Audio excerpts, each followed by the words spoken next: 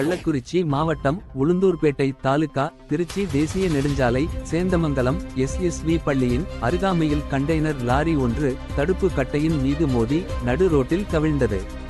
இதனால் போக்குவரத்து பாதிக்கப்பட்டுள்ளது. தகவல் அறிந்து வந்த திருநாவலூர் காவல் உதவி ஆய்வாளர் பிரபாகரன் தலைமையில் போக்குவரத்து சரி செய்யப்பட்டது.